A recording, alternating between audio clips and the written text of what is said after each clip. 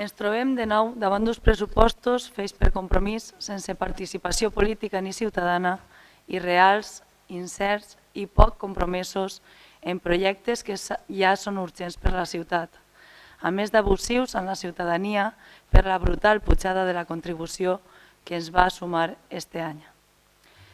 Trobem a faltar inversions com la compra de terrenys de la depuradora, el col·lector o moltes demandes dels barris que no s'han tingut en compte. Vostè compta moltes ficcions en este pressupost. Vaig amb valentia, però la de deberes, i posa-li nom a cada projecte important per a tavernes. Dóte-lo amb consignació pressupostària, que després ens trobem que no fan res.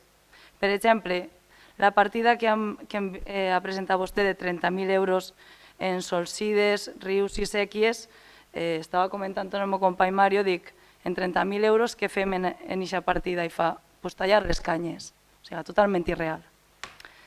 Faça honor al nom del seu partit, Compromís, perquè pel que estem veient estos anys, el compromís, més que amb la gent de tavernes, és amb la seva gent. En la memòria d'alcaldia trau una gràfica que té dues línies, una vertadera i l'altra inventada totalment. La ratlla blava a partir de 2011 és inventada per vostè per dos motius. El Ministeri d'Hisenda del PP, per cert, ha autoritzat la baixada dels valors catastrals aprovats per un govern del PSOE. Això mai ho diu, que va ser aprovat pel PP. Per altra banda, en el càlcul de l'IBI hi ha dos components. El valor catastral, que va ser aprovat pel Ministeri d'Hisenda i que, com vostè ha dit, ha sigut demanat per aquest Ajuntament, però també li recorde que no ha sigut demanat pel seu partit, sinó per tots els partits polítics, any darrere any. I en segon lloc, el coeficient que aprova l'Ajuntament. Per tant, totes les pujades de l'IBI des del 2011 fins ara, amb color blau o amb color taronja, han estat aprovades per vostè, senyor Joan. I la ratlla blaveta, a partir del 2013, és un invent seu.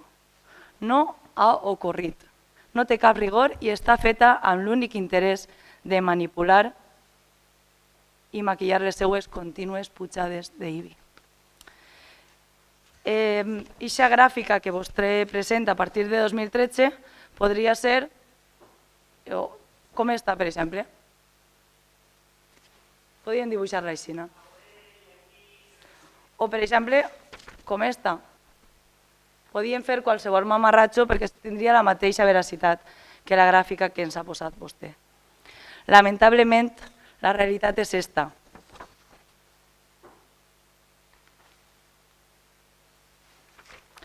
La realitat és que vostè puja i porta pujant l'IBI des que està a l'alcaldia i ha pujat a nivells històrics.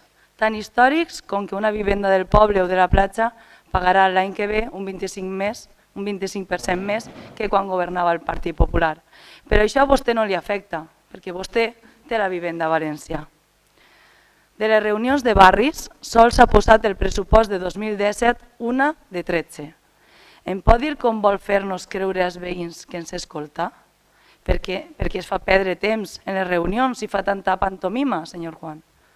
Sols destina una partida de 30.000 euros en asfaltat i un projecte de les reunions de barri en este pressupost. On estan les altres 12 que queden per executar? S'ha oblidat de l'asfaltatge, reposició de voreres iguals accessibles en els carrers de Joan d'Àustria i Matadero. Vostè ho fa englobat. Nosaltres volem saber exactament aquests carrers com van a resoldre'ls. No està contemplat en el pressupost de 2017, com tampoc incrementar el nombre d'itineraris accessibles a la Casa de la Cultura, reparar les voreres del barri i del voltant de la zona de jocs del Passeig Lepant, així com adequar la zona d'engronsadores, ni tan sols la zona on vostè ha viscut tota la vida, les voreres del carrer Molí i de Correus, així com el manteniment i la reparació general dels rajols del barri. Seguim sense entendre una cosa, si no hi ha diners, com es permeten el luxe de pujar un 40% les despeses de propaganda seua? Van a gastar-se més diners encara en propaganda. Estaria bé que pujara les ajudes a les agrupacions que fan una gran tasca social per tavernes i baixara o llevara del tot la seva propaganda. Total, per a què la volem els veïns de tavernes? Els populars creguem que en 2 jornals de més de 3.000 euros mensuals per fer-li autobombo és ja més que suficient. A l'hora de la veritat, com avui, no hi ha comunicació oficial de l'Ajuntament.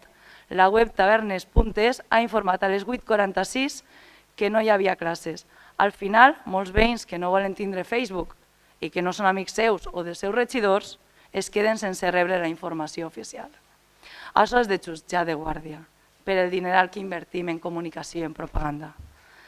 També apreciem que hi ha massa despeses en advocats, en projectes redactats per professionals i empreses externes i poca despesa en manteniment i millora d'instal·lacions públiques i edificis municipals. Un exemple és este mateix edifici, que a la vista està que necessita urgentment una maneta de pintura en la façana i de vernís en les finestres. Tampoc hem trobat en ingressos una partida de 38.000 euros per a cobrar a una entitat financera el soterrament dels cables que anem a pagar. Per cert, no pensen cobrar-los en ingressos. A més, no l'han trobat. Podrien saber. A més, té un humor molt peculiar. Diu vostè en la memòria d'alcaldia, llis textualment, seguint les reivindicacions dels empresaris i comerciants de la platja, així com dels nostres visitants, va fer un nou contracte de salvament i socorrisme per a la platja. Pensant en la platja, se li ocorre aquesta reivindicació? I què passa amb el col·lector, que ni apareix al pressupost? Posa nom a les partides. El col·lector no està en el pressupost. En el seu govern, el col·lector sembla que ni està ni se li espera.